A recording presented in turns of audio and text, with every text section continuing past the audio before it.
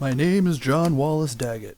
I was born in Ontario, Canada, the 19th of May, 1838. My parents were Allison Daggett and Elizabeth Wallace. My father was the son of a Polish immigrant who was born in Rockingham County, New Hampshire, on the 9th of October, 1804. In 1837, my father moved to Michigan with fellow Freemason John Allen, and together they established a sawmill at the mouth of what is today Rock Creek. This was the first settlement in the dense forests of Huron County.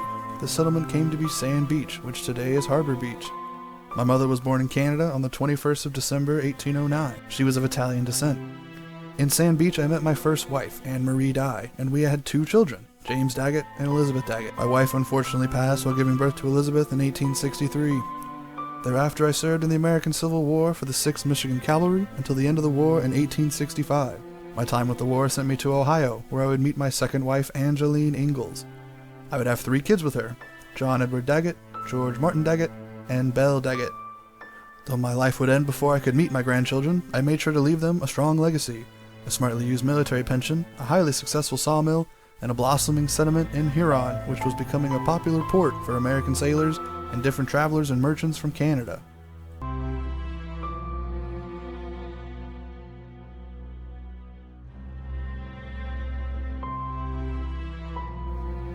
My name is Gertrude Marie Daggett.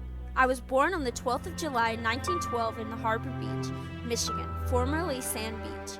My parents were John Edward Daggett and Rose Great Daggett. While living there, I met a second-generation Italian immigrant named Leo Charles Pedrotti. His father was Ludwig Henry Pedrotti, and he was born in Trento, Italy in 1870. He and his family came over on the Red Star International Line out of Hamburg, Germany in 1874. Upon arriving in Huron County, he and his family set up a small farm, with Leo also working at the sawmill, set up decades prior by his family. We were married in 1912 on the 14th of November. Shortly after being married, Leo's parents died of illness, and we moved on to the family farm, where we had 7 children: Marjorie, Barbara, Raina, John, Norman, Stephen, and Deborah. Even with Leo's involvement in the Freemasons, our life was still very rustic.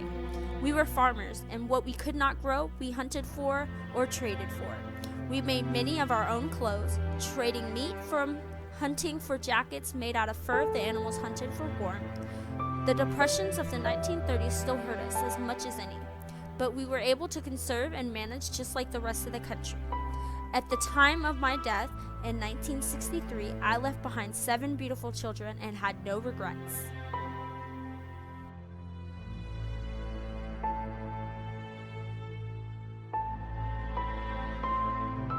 My name is Debbie Miller. I was born September 12, 1955 in Harbor Beach, Michigan.